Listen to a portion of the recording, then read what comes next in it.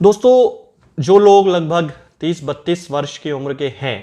और यदि उन्हें अपना थोड़ा सा बचपन याद हो तो उन्हें बचपन में स्कूलों में एक दवा पिलाई जाती थी और लगभग हर स्टेट में, मतलब भारत के हर राज्य में ये एक पूरा प्रोटोकॉल था जिसको फॉलो किया जाता था। स्कूलों में जा जाके बच्चों को एक दवा पिलाई जाती थी जिसे कहा जाता था कि ये मछली के लिवर का तेल है, जिसको कॉड लिवर ऑयल कहा जाता था। और वो जो कॉड लिवर ऑयल है वो हर बच्चे को एक निश्चित समय अंतराल के बाद पिलाया जाता था। और उसका कारण ये था कि बहुत सारे बच्चों में रिकेट्स जैसी प्रॉब्लम, यानी कि हड्डियों के कमजोर होने के समय जो समस्या आ जाती है, उनमें जो तिरछापन आने लगता है हड्डियों में, वो समस्या डेवलप हो रही थी। और उस समय कॉड लिवर ऑयल को चूंकि ये विटामिन ए और विटामिन डी का एक बहुत ही अच्छा और बहुत ही रिच सोर्स है, मतलब एक सामान्य मनुष्य को एक दिन में जितने विटामिन ए और विटामिन डी की जरूरत है उससे कहीं ज्यादा कॉड लिवर ऑयल के एक स्पून में, यानी कि लगभग 14.5 ग्राम यदि देखा जाए तो उसमें बनता है वो, तो एक चम्मच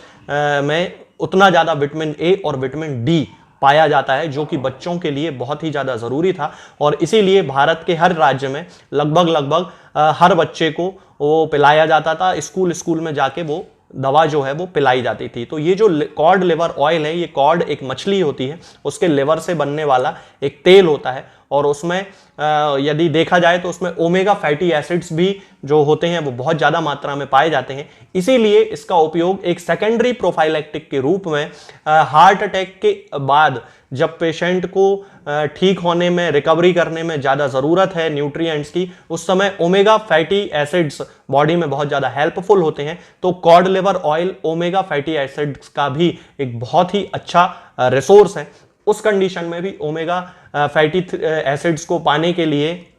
कॉड लिवर ऑयल का यूज किया जाता है। होम्योपैथी में भी कॉड लिवर ऑयल से एक मेडिसिन बनाई जाती है और बहुत ही सक्सेस के साथ वो विभिन्न प्रकार की बीमारियों में यूज की जाती है, खास तौर से बच्चों के केसेस में और महिलाओं के केसेस में तो इसके बहुत ही ज्यादा अच्छे रिजल्ट हैं। होम्योपैथी में इस मेडिसिन को कहा जाता है दोस्तों ओलियम जैकोरेस असेली। यदि आप इसको देख सकते हैं तो ये ओलियम जैकोरेस असेली है, इस पे लिखा हुआ है, ये ओलियम जैकोरेस का डिब्बा है। ये 3x पोटेंसी में यूज की जाती है और इसका खास तौर से जो उपयोग किया जाता है वो छोटे बच्चों में किया जाता है जिनको की हड्डियों से रिलेटेड कोई प्रॉब्लम है, जिन बच्चों का सिर बहुत ज्यादा गर्म रहता है, हाथ के पंजे बहुत ज्यादा गर्म रहते हैं, स्क्रोफुलस चिल्ड्रन होते हैं, मतलब कि उनमें जो ग्लैंड्स हैं उनमें एनलार्जमेंट की ज्यादा शिकायत पाई जाती है। और बहुत सारे ऐसे बच्चे जो कि जन्म से थोड़े से कमजोर होते हैं और शरीर उनका, सिर और हाथ जिनके थोड़े से गर्म रहते हैं, उन बच्चों में इसके साथ ही ये जो गर्म रहने वाला जो सिम्टम है, जो कि हाथ गर्म रहता है, सिर उनका थोड़ा सा गर्म रहता है, यदि महिलाओं में भी पाया जाता है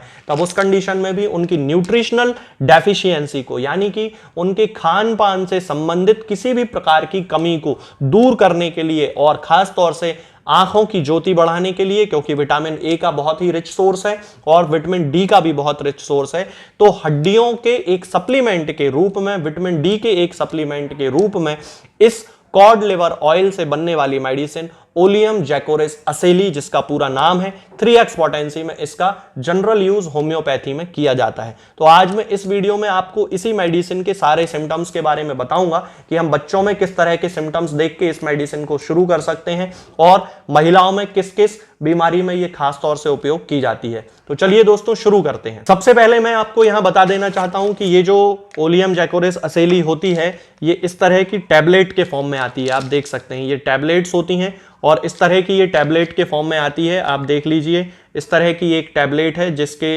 ये टैबलेट के रूप में बनाई जाती है। और यदि हम इसके होम्योपैथिक यूज की बात करें तो इंटरनली होम्योपैथी में इसको एक हेपेटिक और पैंक्रियाटिक रेमेडी के रूप में, यानी कि लिवर से संबंधित बीमारियों में और पैंक्रियास से संबंधित बीमारियों को ठीक करने वाली एक दवा के रूप में इसका इस्तेमाल किया जाता है। और जैसा कि मैंने अभी आपको थोड़ी देर पहले बताया था कि वे बच्चे जिनमें स्क्रोफुलस सिम्टम्स पाए जाते हैं, यानी कि जिनकी जो ग्लैंड्स हैं वो बार बार एनलार्ज्ड हो जाती हैं, कभी गिल्टियां उनकी सूजन आ जाती है, कभी लिम्फ नोड्स उनकी जो है वो इनलार्ज्ड हो जाती हैं, तब उस कंडीशन में इनका यूज किया जाता है। इसके साथ ही ट्यूबरकुलोसिस की शुरुआत में और वे बच्चे जिनको कि रात में बुखार आता है और रात में वो बहुत ही ज्यादा रेस्टलेस हो जाते हैं, उस कंडीशन में भी इसका उपयोग किया जाता है। यदि हम इसके चेस्ट के सिम्टम की बात करते हैं तो वे लोग जिनको कि चेस्ट में हॉर्सनेस की प्रॉब्लम होती है, यानी कि घड़घड़ जैसी आवाज आती है या उनको एकदम से अजीब सा सेंसेशन होता है चेस्ट में जैसे कि कुछ फंस रहा है इस तरह की, या खुजली जैसी टिकलिंग सेंसेशन होता है जिस तरह से कि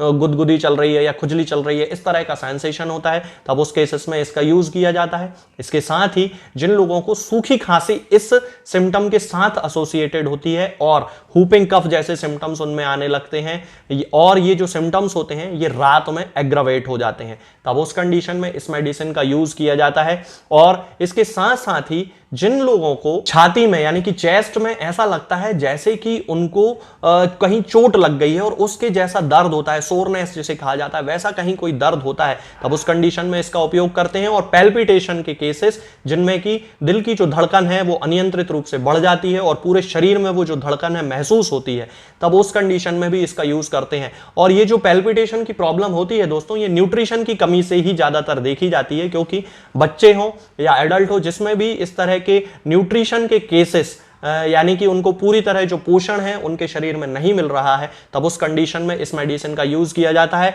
इसके अलावा ट्यूबरकुलोसिस के वे केसेस जिनकी शुरुआती अवस्था होती है, पेशेंट का जो वजन है वो अचानक कम होने लगता है, खांसी चलने लगती है, जैसा कि मैंने अभी आपको बताया, बलगम बनने लगता है, और शुरुआती अवस्था में तो जो खांसी रहेगी वो सूखी खांसी ही रहेगी, बाद में जाके वो जो बलगम है वो निकलने लगता है। तब उस कंडीशन में यदि शुरुआती अवस्था में ही ट्यूबरकुलोसिस के केसेस में ओलियम जैकोरिस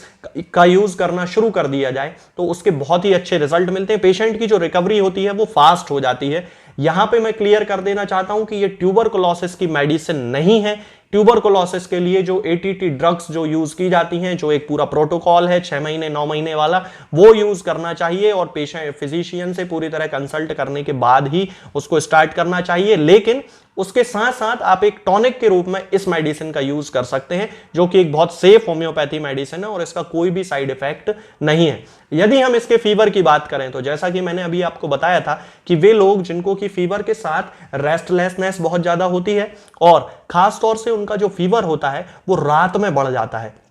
वे बच्चे जिनको रात में बुखार आने की शिकायत होती है उन लोगों को भी, और वो बहुत ज्यादा परेशान हो जाते हैं, रात में उनकी पूरी नींद नहीं लगती, रेस्टलेस हो जाते हैं, चेहरा उनका लाल पड़ने लगता है, येलो पड़ने लगता है। और वे बच्चे जो कि दूध बिल्कुल भी टॉलरेट नहीं करते, उन्हें दूध बिल्कुल अच्छा नहीं लगता है, दूध वो पीना ही पसंद नहीं करते, उन लोगों में ओलियम जैकोरिस बहुत ही अच्छा काम करती है, उनके फीवर को भी ये कम करती है। ऐसे बच्चों में ये देखा जाता है कि उनको रात में पसीना आने की बहुत ज्यादा शिकायत होती है, बहुत ज्यादा पसीना आता है, सिर से पसीना आ जाएगा, गर्दन से पसीना आने लगेगा। तो रूमेटिज्म के जो केसेस यानी कि गठियावात के जो केसेस होते हैं उनमें ये बहुत अच्छे रिजल्ट देती है, आर्थराइटिस के जो केसेस होते हैं उनमें ये बहुत अच्छे रिजल्ट देती है, खासतौर से उन लोगों को जिनको कोहनी में दर्द की शिकायत होती है और घुटनों में दर्द की शिकायत होती है, एक्किंग उनको पेन होता है, और उस कंडीशन में ओलियम जैकोरिस का यूज किया जाता है। यदि हम इसके फीमेल सिम्टम्स की बात करें तो वे महिलाएं जिनमें की इर्रेगुलर मेंस्ट्रुअल प्रॉब्लम होती है, यानी कि उनके जो मासिक धर्म होते हैं वो अनियमित होते हैं, पूरी तरह इर्रेगुलर होते हैं, कभी जल्दी आ जाते हैं, कभी बाद में आते हैं, लेट आते हैं, कभी ज्यादा ब्लीडिंग हो जाती है, कभी बिल्कुल ही ब्लीडिंग नहीं होती है, या फिर उनमें पीसीओडी के सिम्टम्स होते हैं यानी कि पॉलीसिस्टिक ओवेरियन डिसीज के सिम्टम्स होते हैं, और इसके साथ साथ ही उनके चेहरे पर बहुत ही ज्यादा थिक हेयर्स की ग्रोथ हो जाती है जिसको कि हर्सुटिज्म कहा जाता है। तब उस कंडीशन में फीमेल जो होती हैं उनके चेहरे पर उनकी दाढ़ी आने लगती है, उनकी मूछें आने लगती हैं, बियर्ड एंड मॉस्टेचेस आने लगती हैं, उनकी यहाँ पे बहुत सारे हेयर ग्रोथ होने लगते हैं। तब उस कंडीशन में इस मेडिसिन को लगभग एक स्पेसिफिक मेडिसिन के रूप में यूज किया जाता है। अब यदि हम इसके डोज की बात करते हैं तो इस मेडिसिन को 2 टैबलेट सुबह, 2 टैबलेट दोपहर में और 2 टैबलेट शाम को इस डोज के साथ स्टार्ट करना चाहिए एडल्ट्स में। और यदि बच्चों के डोज की बात करें तो एक टैबलेट दिन में 3 बार, यानी कि एक सुबह, एक दोपहर में और एक शाम को, इस तरह से इसका यूज करना शुरू करना चाहिए। तो दोस्तों आज के लिए फिलहाल इतना ही। आगे के वीडियोस में हम बात करेंगे कुछ नई बीमारियों के बारे में और उनकी होम्योपैथिक दवाओं के बारे में। तब तक के लिए जय हिंद, जय भारत। दोस्तों होम्योपैथिक दवाओं को खाने का सबसे अच्छा तरीका होता है कि हम हमेशा खाली पेट इन दवाओं को खाएं। जिन दवाओं को दिन में केवल एक बार खाना है, उन्हें सुबह खाली पेट खा लेना चाहिए, मुंह में अच्छे से कुल्ला करके, गार्गल्स करके मुंह को साफ कर लेना चाहिए। किसी भी चीज का स्वाद या किसी भी चीज की स्मेल ना हो। अब बहुत सारे लोग ये सोचते हैं कि हम कच्चा प्याज खा सकते हैं या अदरक खा सकते हैं या हींग खा सकते हैं या इलायची खा सकते हैं या नहीं। बिल्कुल, आप इन चीजों का इस्तेमाल कर सकते हैं। होम्योपैथिक दवाओं को खाते समय आप इन सभी चीजों को बड़ी आसानी से खा सकते हैं। बस याद ये रखना है कि जब भी आप होम्योपैथिक दवा